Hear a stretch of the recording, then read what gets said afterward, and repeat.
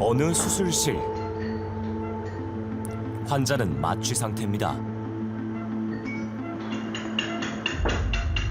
망치질이 시작됩니다. 환자의 무릎과 부딪히며 둔탁한 소리를 만들어냅니다. 수술이 끝나면 손을 씻고 옷을 갈아입습니다. 사복 입으시니까 못 알아보겠네요. 알고 보니 의사가 아니었습니다. 안녕히 가세요. 의료기기 영업사원이었습니다. 어제 오늘의 문제도 이 병원만의 문제도 아니었습니다. 하루에 수술을 몇 번 정도? 많을 때는 4개, 5개 정도.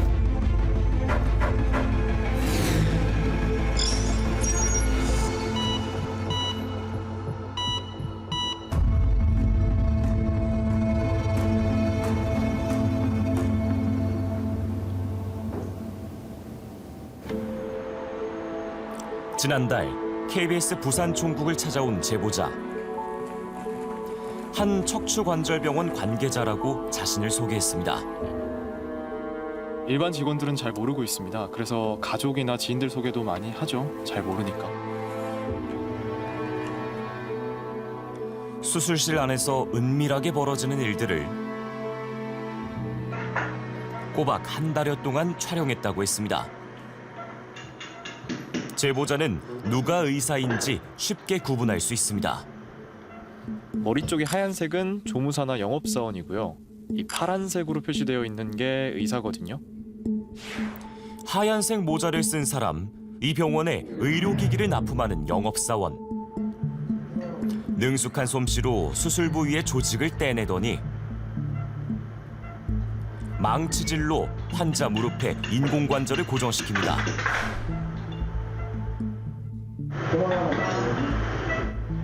영업사원이 시키는 대로 간호사는 수술 도구를 건넵니다.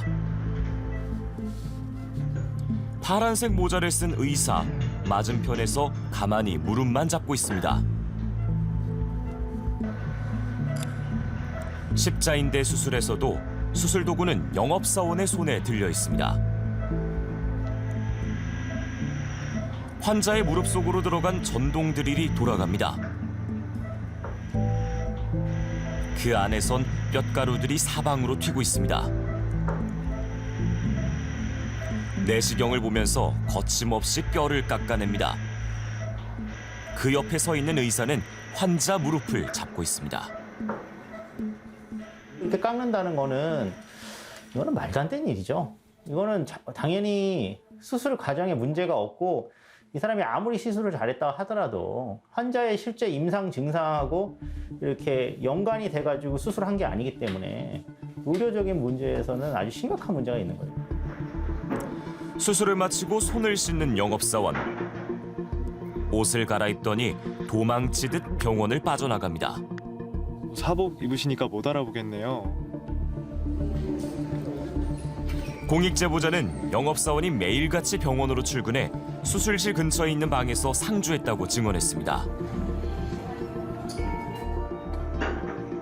워낙 일상화되어 있다 보니까 다들 쉬쉬하는 거죠. 저희 대리 수술을 듣기는 많이 들어봤는데 이렇게 실제로 영상은 처음 봤습니다. 근데 이해가 되지 않는 게 어떻게 이 의료기기를 판매하는 영업사원이 수술을 할 수 있는 건지 도통 아무리 생각해도 이해가 되지 않고 도대체 어떤 의료기기를 판매하길래 이럴 수가 있는 거죠? 네, 영상에 나오는 망치나 드릴을 판매하는 건 아니고요. 더 비싼 고가의 의료기기를 판매합니다. 하지만 이런 비싼 의료기기를 판매하더라도 이 포장을 뜯어주거나 사용 방법을 설명만 해야지 이렇게 직접 수술을 하는 건 말도 안 되는 상황입니다. 사실 이런 십자인대나 인공관절 수술이 그렇게 막 드문 수술은 아니잖아요. 대체 이런 대리 수술이 지금 얼마나 많이 퍼져 있는 거죠? 제보자 말을 들어보면 예전에 자신이 일했던 병원에서는 이렇게 많지는 않았다고 합니다.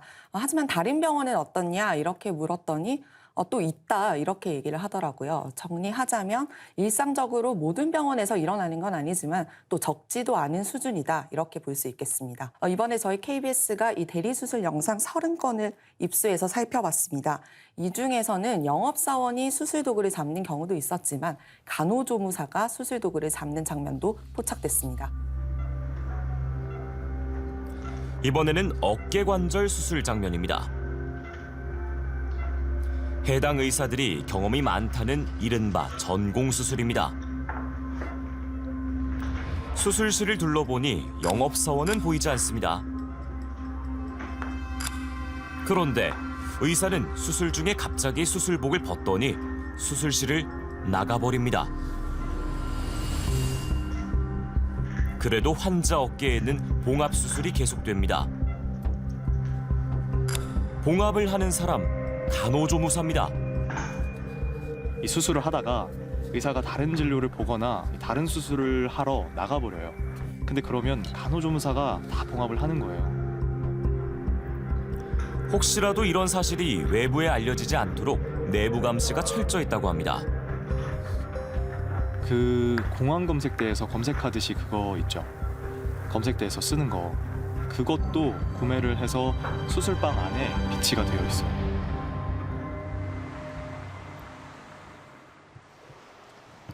해당 영상에 나오는 의사들을 찾아가 봤습니다. 정말로 저희도 대리수술한 병원에 대해서 비난을 하거든요. 그건 잘못된 거기 때문에 당연히 하면 안 되는 거거든요. 근데 지금 이 부분이 저희가 진정으로 그게 의심을 할 만한 상황인지 저희는 그거에 대해서는 좀 동의하기는 어렵고. 취재진은 영상을 보여줬습니다. 그래도 여전히 그럴 리가 없다며 부인합니다. 제가 10년 전부터 어깨 수술할 때는 아예 기부상 이런 정보들이 나가지 않게 하기 위해서 아예 뭐 들어오지도 못하게 하고. 전체 영상을 보고 의사 얼굴과 영업사원 얼굴까지 확인했다고 하자 말이 달라졌습니다. 보통 운동관절도 그 어시스트를 아까 얘기했다시피 업체가 들어오는 경우가 많지는 않고 새로운 기구나 그런 거 있을 때 들어오긴 하거든요. 그런 상황이고. 망치질을 하고 드릴로 뚫는 것보다 무릎을 잡고 있는 게 더 중요한 일이라고 주장합니다. 가이드를 따라서 드릴이 들어갈 수밖에 없기 때문에, 그러니까 가이드를 잘못 잡으면 그 드릴은 그쪽으로 갈 수밖에 없어요. 이거를 누구한테 맡길 수가 없는 거예요. 드릴은 그냥 드릴만 하면 되는데. 인터뷰 이후 의사들은 법률 대리인을 통해 추가적인 입장을 보내왔습니다. 영업사원이 한 행위는 직도가 아니라 수술 보조 행위에 불과해 의료법 위반이 아니라는 주장입니다. 정말 수술 보조 행위가 맞는지 다른 의사들을 찾아가 물어봤습니다. 이건 동영상이 너무 분명해서 지금 뭐 갖고 있는데 뭐 이게 어떻게 보조 행위? 보조 행위도 의료인이 아니고 보조 행위를 하는 것은 상당히 위험해요. 예. 만약에 이 사람이 최소한도 보조 행위라고 하더라도 뭐 간호사나 뭐 이런 자격증이라도 있어야 되는 거고요. 최소한. 의료 전문 변호사도 비슷한 의견이었습니다. 진료 보조행위라는 거는 수술칼을 집어준다거나 뭐 이렇게 하는 건데, 원래는 트래킹이라서 벌려주고 견인해 주는 거나 거기에 그 혈관을 잡아주거나 피를 닦아주거나 이런 것들도 다른 의사들이 해야 되거든요. 특히 간호조무사에게 수술을 맡긴 건 있을 수 없는 일이라고 했습니다. 저 환자 옆에는 다 의사들이 있어야 되는 거고요. 그게 전문이든 전공이든 인턴이든 이렇게 되는 거고, 간호사들은 거기에 이제 의사들이 사용할 기구를 설치하기 위한 이제 대가 있어요. 거기에 기구들을 다 모아놓고 기구를 건네주는, 그리고 건네받는 역할들, 그 수술에 대한 완전히 이제 보조적인 역할들을 하는 거고, 간호조무사들은 저 수술방에 들어오지 않습니다. 아니, 대리 수술하고 있는 걸 영상을 찍어서 직접 보여줬는데도 인정하지 않는 게 참 뻔뻔해서 어이가 없습니다. 아니, 그런데 왜 이렇게 이 영상을 직접 찍어서 보여줬는데도 부인하고 있는 거고 그러면서도 이 대리 수술이 근절되지 않고 있는 이유는 뭘까요? 제보자도 그렇고 전문가도 그렇고 공통적으로 돈 때문이라고 말했습니다. 제보자 이야기 먼저 한번 들어보시죠. 한정된 시간 안에 많은 수술을 하려다 보니까 아무래도 그런 것 같습니다. 이 많을 때는 5, 6건? 수술을 시간 내에 끝내야 되다 보니까 이 관절 수술 같은 경우는 1시간 반 정도? 그 시간 동안 의사가 다 참여하면 그 옆방은 곤란하니까 이 도움을 받는 거죠. 그러니까 수술 도중에 의사가 가운을 벗고 간호조무사나 영업사원에게 수술을 맡기는 게 지금 다 돈 때문이라는 거죠. 참 이 돈이 세상에서 제일 무섭다고 하는 게 씁쓸하네요. 일반적으로 정형외과 전문의 인건비는 대략 한 달에 1,500만 원에서 2천만 원 정도입니다. 영업사원이나 간호조무사가 의사 역할을 대신할 경우 그만큼 이 지출이 줄어드는 겁니다. 영업사원이 수술을 하는 동안 의사가 진료를 보거나 또 다른 수술을 집도하면서 더 큰 이익을 보고 있는 겁니다. 병원에는 엄청난 초과이익을 남겼을 거예요. 왜냐하면 그 수술을 하기 위해서 정형외과 의사를 더 고용했어야 되는 거죠. 신경외과 의사나. 그만큼 의사를 덜 고용하니까 임금을 그만큼 덜 쓰게 되는 거죠. 사실 가장 걱정되는 건 이 환자들의 건강, 이 생명이잖아요. 저렇게 대리 수술을 하다가 환자가 잘못될 수도 있는 거 아닙니까? 실제로 이런 사례들이 많습니다. 2018년엔 부산 영도에서 대리 수술을 받은 환자가 사망하는 일이 발생했고요. 예. 2021년 인천 21세기 병원에서도 척추 수술을 병원 행정과장이 대신하다가 환자가 다치는 사고가 발생하기도 했습니다. 대리 수술이 얼마나 뿌리 깊은지 저희가 직접 대리 수술을 했다는 의료기기 영업사원을 한번 만나봤습니다. 한 의료기기 업체의 영업사원으로 10년 가까이 근무했다던 영업사원 2명을 만날 수 있었습니다. 처음엔 의료기기만 잘 팔면 되는 줄 알았습니다. 하지만 뜻밖에도 출근 첫날부터 수술실에 들어가 수술 장면을 봐야 했습니다. 지켜보면서 이제 눈으로 이제 그 순서를 배우는 거예요. 그리고 기본적인 이거를 여기 이렇게 손대면 안 된다, 된다 이런 거를 좀 교육을 많이 받아요.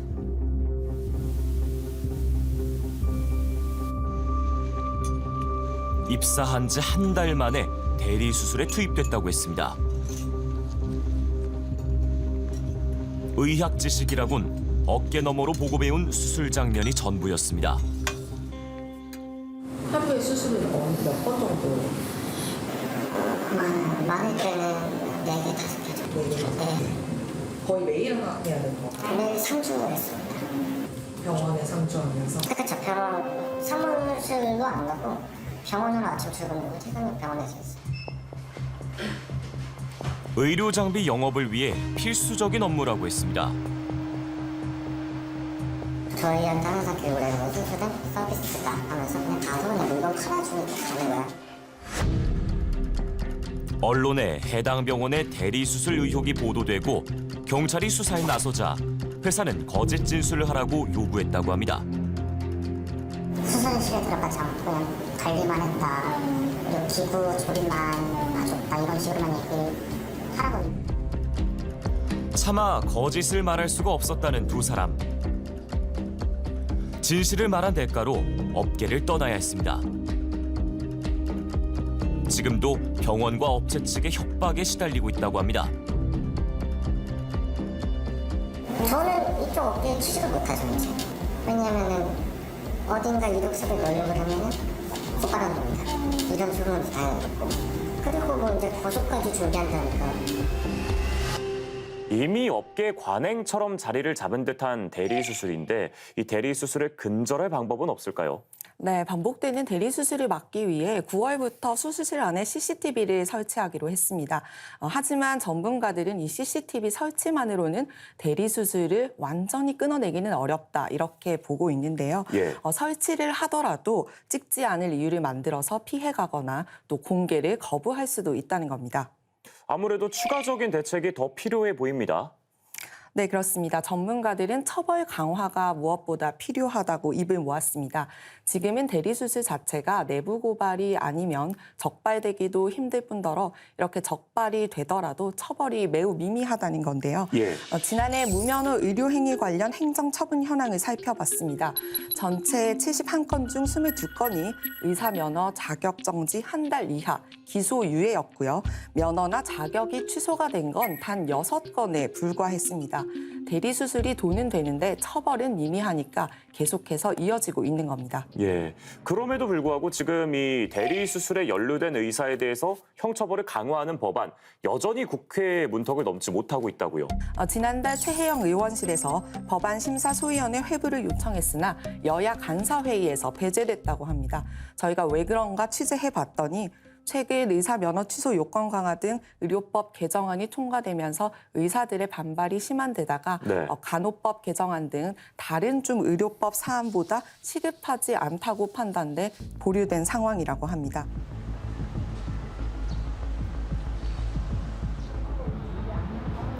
KBS 뉴스 보도 이후 경찰은 압수수색을 통해 수술 일지와 수술실 주변 CCTV 등을 확보했습니다.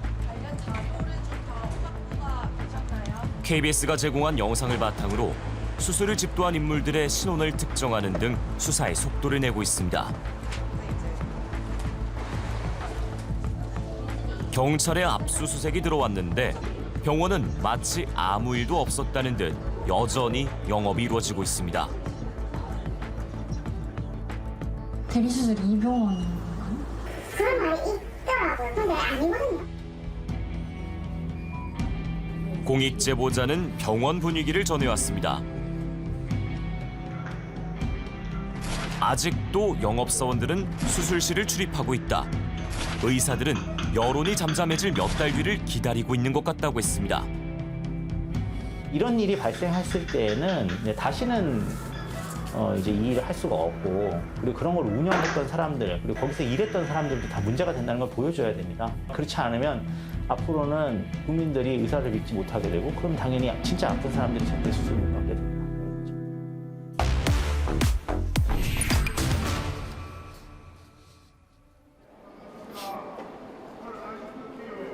올해 노동 현안을 둘러싼 노동계와 정부 간의 갈등이 고조될 것으로 보입니다.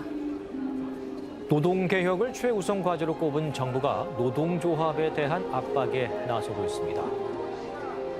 지난 노동절, 건설 노동자 양회동 씨가 스스로 몸에 불을 붙여 숨졌습니다. 노조 탄압에 대해서 제보할 게 있다고 법원 앞에서 만나자고 전화가 왔어요. 그래서 저희가 도착했을 때는 위험한 상황이라는 걸 직감을 했어요. 그래서 선생님, 저희는 이런 거 찍지 않습니다. 선생님, 이러시면 안 됩니다. 라고 만류를 했습니다. 이제 이 불을 꺼야겠다는 생각밖에 없었어요. 그래서 그게 이제 저희가 도착하고 한 1분 남짓에 벌어진 그런 일이죠. 보름 뒤, 한 일간지가 이 죽음에 의문을 제기합니다. 현장에 있던 동료 노동자 홍모 씨가 분신을 막지 않았다는 이른바 분신 방조 의혹이었습니다. 근거는 홍 씨가 현장을 등지고 서 있는 사진 한 장. 그 기사에서 이제 제기한 의혹에 대해서는 저는 동의하지 않거든요. 그 분신 직전에 그 홍 선생님이 이게 도대체 왜 이래? 라는, 그러니까 워딩은 정확하지는 않습니다. 근데 어떤 그렇게 안타까워하면서 뭔가 만류하는 취지의 말을 한 걸 제가 들었거든요. 이미 이제 그 양 지대장이 휘발 물질을 자기 주변에 뿌렸다고 이미 말을 한 상황이었어요. 그래서 저 역시도 사실은 접근하기가 쉽지 않았거든요. 왜냐하면 자칫 둘 다 위험해질 수 있는 상황이었기 때문에. 그러니까 아마도 제 생각에는 그 홍 선생님도 아마 그렇게 접근하기는 쉽지는 않았을 겁니다. 월간조선은 양 씨의 유서도 누군가 대신 썼다고 주장했습니다. 필적 감정도 없이 제기한 의혹이었습니다. 독자 제공으로 표시된 사진 출처로 강릉지방검찰청 CCTV가 지목됐습니다. 현장 CCTV 위치에서 같은 각도의 사진을 찍을 수 있었고 이 높이에서 직접 촬영이 가능한 다른 지점은 없었습니다. 누가 검찰청 CCTV 화면을 왜 조선일보에 전달했을까? 그 어떻게 해서 그게 조선일보로 전달이 됐는지 그 유출 경로에 대한 수사는 이제 수사에서 이제 하고 있고요. 네. 그리고 저희는 검찰 강릉지청 포함해서 검찰에서는 언론사에 CCTV를 제공하거나 그런 적이 전혀 없다. 이렇게만 말씀드릴게요. 나온 자료를 보면 검찰과 이런 자료를 유출해서 의도적으로 사건을 조작한 것으로 보이고 아무런 확인도 거치지 않고 소설을 써서 그 죽음을 아주 왜곡시켜서 국민들에게 호도하려고 했던 분신방조, 유서대필 이 음험한 단어는 30년 전 사건을 현재로 소환했습니다. 강기훈 그때 사건이 바로 지금 사고와 똑같습니다.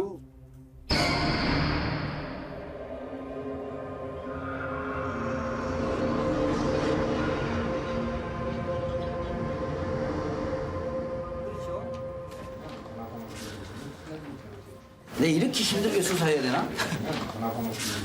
유서는 김기슬이가 쓴 것이 아니고 강기훈이가 쓴 것이다는 결론을 낼 수밖에 없어요. 김기슬의 글씨는 정자체 말고 흘림체 또 있지 않느냐 이래 덤벼드니까 이게 참 환장을 하겠더란 말이에요.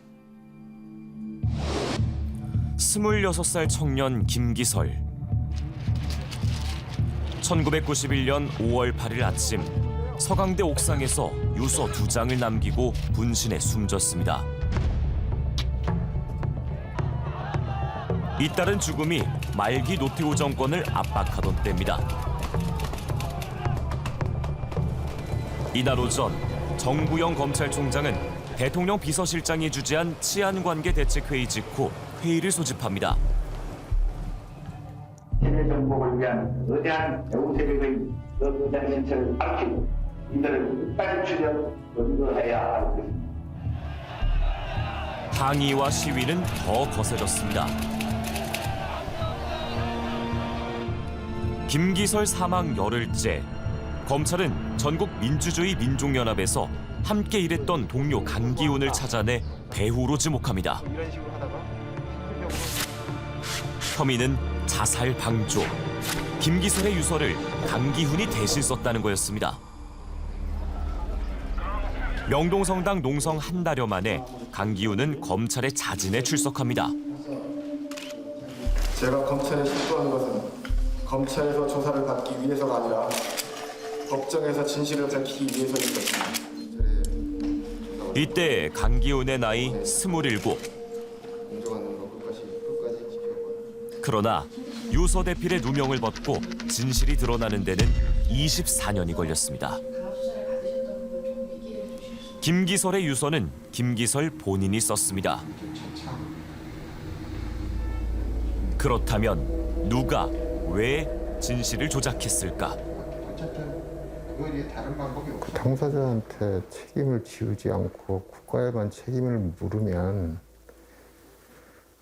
앞으로 또 하겠네요. 누군가를 희생시켜서 자기들의 권력을 유지하고자 한다면 그 누군가 나서 또 하겠네요. 핵심은 그겁니다. 그들의 책임이 있다는 걸 좀 객관화시키고 싶은 거죠.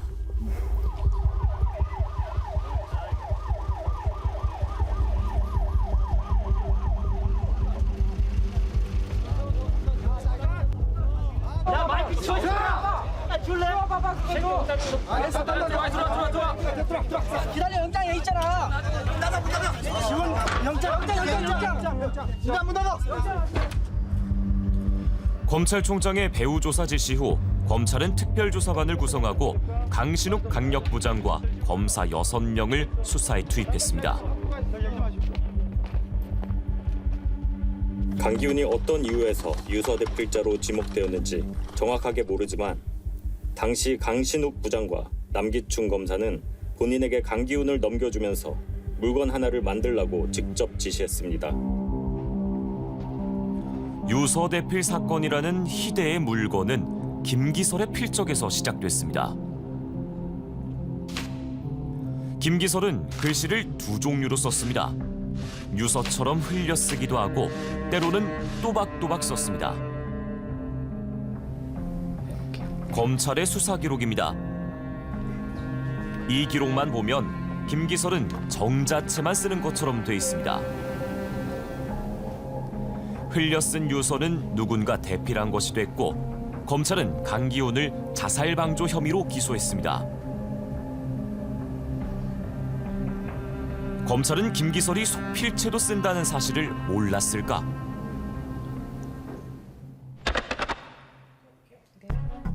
사건 당일 검찰은 김기설의 자취방에서 자료 124점을 압수했습니다. 그러면서 필적을 입수하지는 못했다고 기록했습니다. 그러나 여기엔 유서의 이름과 비슷한 필적이 3개나 포함돼 있었습니다. 김기설이 군대를 제대하던 날 동료의 수첩에 남긴 글씨입니다. 속필과 정자의 중간 필적이지만 수사 기록에 존재하지 않습니다.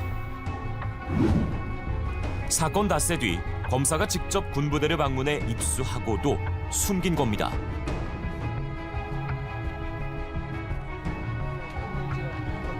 이 수첩처럼 유서에 있는 김기설의 속필체가 드러나면 검찰은 조작된 것이라고 주장했습니다. 결국 오늘 결론은 한마디는 이 수첩은 김기설 수첩이 아니고 그 아닌 이유는 이 성상에 틀리는 바가 있고 글씨가 김기설 글씨가 아니다 이겁니다. 조작에 관여한 사람들 다 처벌받아야 될 거 아니에요. 한편 강기훈 씨는 오늘 조사 과정에서 검찰은 강기훈에게 김기설의 유서를 20여 차례 베껴 쓰겠지만 유서와 필적이 다르다며 모두 폐기했습니다. 검찰이 이렇게 선별한 증거로 국과수는 유서의 필적이 강기훈의 필적과 같다는 허위 감정 결과를 내놨습니다. 검찰은 강기훈을 재우지 않았습니다. 유서를 대필했다는 자백이 필요했기 때문입니다. 생각할 수 있는 그 의지가 마비가 돼요. 말은 하는데 내가 무슨 말을 하는지, 내가 무슨 말을 했지, 이런 정도 상태가 되거든요. 뭐 나중에 주먹으로도 맞고 뭐 이랬는데 좀 더 때리는 게 더 때려줬으면 좋을 것 같아요. 그러니까 정신 좀 차리게. 그러니까 그런 상태가 돼요. 그러니까. 검찰은 사망한 김기설의 사진도 내밀었습니다. 왜 그랬나 모르겠어요. 무슨 사이코패스들도 아니고 무슨 과학적인 그런 그것도 수사 기법인가요? 나 잘 모르겠어요. 지금도 그거 깔아놨던 그 검사한테 물어보고 싶어요. 왜 그렇게 하냐고. 기억이나 하려나?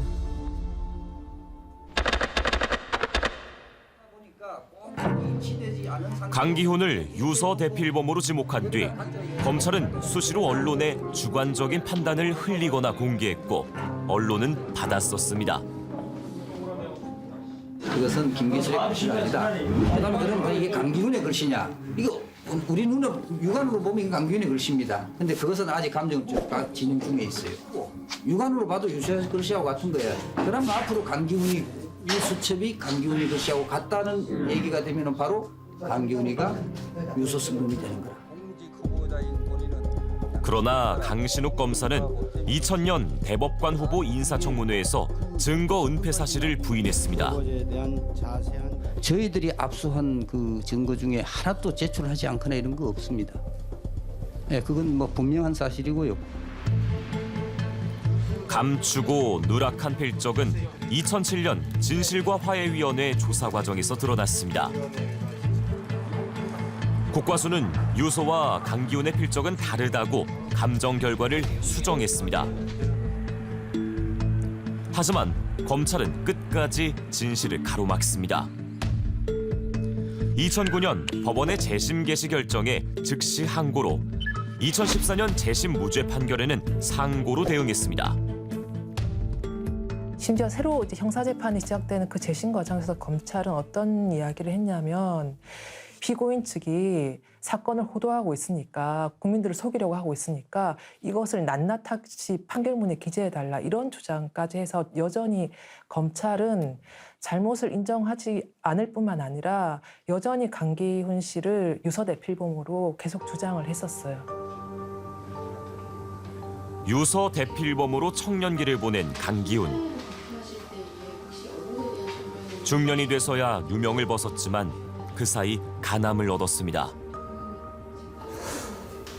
그동안의 그 과거사 사건, 특히 뭐 조작 사건들이 굉장히 많았지 않습니까? 그런 것들의 경과나 과정들을 쭉 봤어요. 그걸 알고 있었고 그 길을 간다는 게 좀 굉장히 답답했어요. 그러니까 그때 당시는 내가 얼마를 살 수 있을까 앞으로 이제 이런 생각을 많이 하던 때라서 그 남아있는 시간을 손해배상 소송을 하고 이러면서 보내고 싶지 않았고. 검사와 필적감정인에게 직접 가해 책임을 묻는 소송은 강기훈이 장년이 된 지금까지 8년째 진행 중입니다. 1심은 검찰 수사와 기소의 위법성을 인정하지 않았습니다. 강기훈에게 유리한 필적을 누락, 은폐, 폐기하고 허위 감정에 이른 사실은 인정하면서도 조작의 고의와 의도가 증명되지 않았다고 했습니다.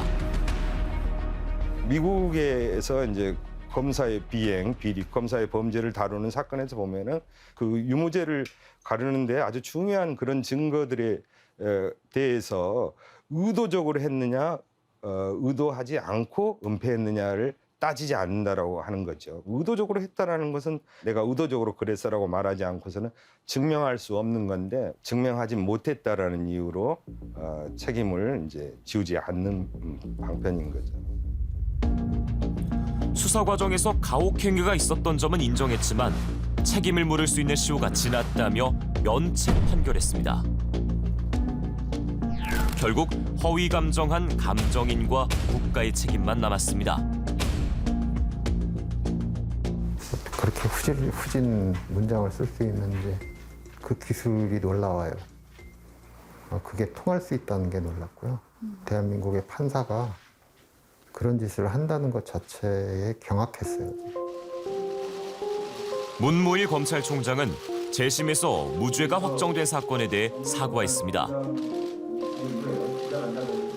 과거 권위주의 정부 시절 일부 시국 사건 등에서 적법 절차 준수와 인권 보장의 책무를 다하지 못한 점에 대해 가슴 아프게 생각하며 그러나 법원은 다음해 2심에서 감정인의 책임마저 면책했습니다. 국가가 어떤 행위를 할 때 가해 행위자가 있거든요. 그 사람들은 다 사라지게 되는 거죠, 책임이.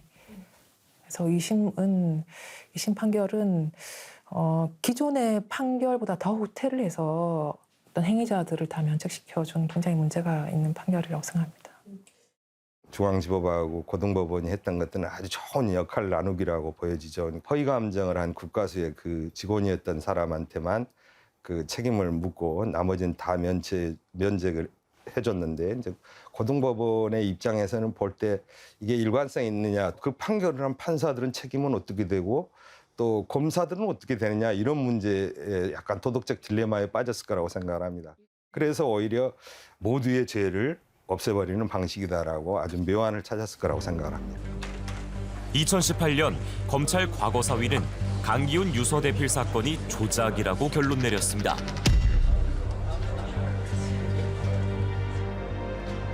모두가 인정하는 검찰의 조작을 그러나 사법부는 인정하지 않았습니다. 지난해 11월 대법원은 사건을 파기환송하면서도 검찰 과거사위의 결론을 반영하지 않았습니다. 그 대검 과거사 조사단에서 했던 그런 결과 그런 것도 반영해가지고 한번 재검토할 필요도 있고, 사실은 대검 조사단은 또 진아이가 접근할 수 없는 또 수준이나 그 영역으로 들어가지 않습니까? 그렇기 때문에 이런 위원회의 결정 자체를 기준으로 해서 또 시효를 다시 고려하는 것도 하나 방식이라고 보거든요. 그래서 대법원은 검사의 인권 침해에 대한 국가 책임만 다시 심리하라며 사건을 서울고법으로 돌려보냈습니다. 인권 침해 사건에선 국가의 소멸시효를 적용하지 않는다는 2018년 헌재 판결에 따른 거였습니다. 결국 검사도 감정인도 개별 가해자는 모두 면죄부를 받았습니다. 모든 조작 사건에서 조작 사건을 만드는 것은 경찰이나 검찰 수사기관 아니면 안기부나 이렇게 어떤 수사기관에서 검찰이 만들어 오는데, 그걸 최종적으로 완성한 건 항상 법원이었어요. 그러니까 말이 되게 만드는 것, 깔끔하게 만드는 것, 그러니까 마감질을 한 것은 법원이었고, 이 사건 같은 경우는 사실은 법원에서 검찰은 작정하고 그렇게 한다고 하더라도 법원에서 밝힐 수가 있었거든요. 처음에는 그만두고 미안하다는 그 이야기는 해야죠. 근데 그 미안하다는 게 대충 무슨 뭐 검찰총장이라는 사람이 나와서 관계도 없는 유감이다 이런 식으로 약 올리는 것도 아니고, 당사자들은 아무 말도, 그 책임자들 한마디도 하지 않고 여전히 잘했다고 하고, 그 자들에게 기회를 주는 거거든요. 뭐하러 주나 싶어요. 바뀔 가능성이 없는 자들에게 대해서 너 잘못했잖아라고 얘기하는 게 좀 허무하지 않습니까? 신상규 변호사님 오늘 자리에 계신가요? 지금 신상규 변호사님을 재택근무가 하셔가지고 사무실에서 거의 안 나오네요. 당시 두 책임 검사에게 조작 사실에 대한 현재 입장과 사과 의향을 물었지만 아무런 답변도 들을 수 없었습니다. 소송 대리인은 판결이 확정된 사안에 대해 의견을 말하는 것은 적절치 않다고 밝혔습니다. 서울고등법원은 다시 심리를 진행 중입니다. 판결문에 보면은 우리 판사들이 이 검사에 대해서 얼마나 따뜻한가를 보면 알 수 있는데, 그러니까 검사들은 무과실 확정 원칙이라고 해야 될까요? 검사가 매우 주도적인 역할을 했지만 사법부 역시 거기에서 멀지 않기 때문에 저는 공직자 그 사건에 관련된 공직자 개인의 책임을 모조리 없애는 이제 그런 결단을 내린 거라고 생각을 합니다. 그러니까 이른바 검찰의 과오, 검찰의 비행에 대해서 무엇이 불법인가는 조금 정확하게 확인해 줄 필요가 있다라고 생각을 합니다. 그런 판결이 나오게 될지는 이제 두고 봐야 되겠죠. 결과는 달랐지만 1991년과 2023년의 왜곡 그리고 선동은 닮아 있습니다. 목숨을 내놓은 절박한 항의에 배후가 있다는 모욕과 조작. 그렇게 죄를 짓고 이런 사람들이, 그것도 공권력이라는 이름으로 그랬던 사람들이 이게 멀쩡합니까? 그 사건으로 권력을 얻고 명예를 얻고, 그들의 인생은 심지어 주변에 그 사람들을 존경한다는 사람들도 있고, 어떻게 그럴 수가 있어요? 무고한 청년의 일생을 짓밟은 권력이 여전히 건재하도록 용납한 탓일지 모릅니다.